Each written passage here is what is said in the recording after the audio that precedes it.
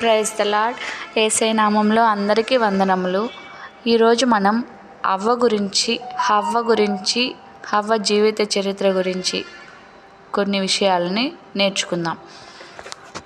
Bible ప్రకారం హవ్వ అనే స్త్రీ ప్రథమ స్త్రీగా కనబడుతుంది. ఆదాము హవ్వలను ఆది దంపతులుగా భగవంతుడు సృష్టించాడు. బైబిల్లో నరజాతి చరిత్ర వీరి నుంచే ఆరంభమైంది.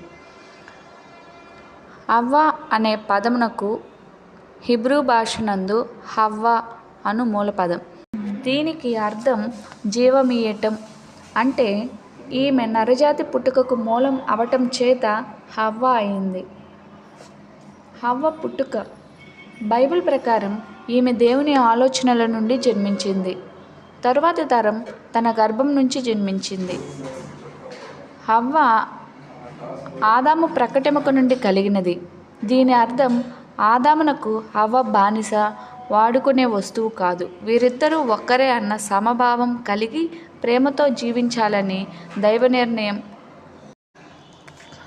దేవుని సృష్టి కనుక ఆమె చాలా అందమైనది. హవ్వను సారాతో పోలిస్తే మనిషికి కోతికి ఉన్న అంతరం కనిపిస్తుంది. ఇంతటి రూపవతి మొదట దైవ నిర్ణయం ప్రకారం నడుచుకున్నప్పటికీ సైతాన్ అపవాది మాటలు నమ్మి తాను చెడుటయే కాక ఆదామును కూడా ఆ పాపంలోనికి లాగింది. భార్యగా తల్లిగా రాణించిన తన తప్పుని తెలుసుకొని పశ్చాత్తాపం పొందగా భగవంతుడు క్షమించాడు. హవ్వకు జన్మించిన షేతు వంశానికి చెందినవాడు క్రీస్తు. హవ్వ మరల మరియగా జన్మించింది.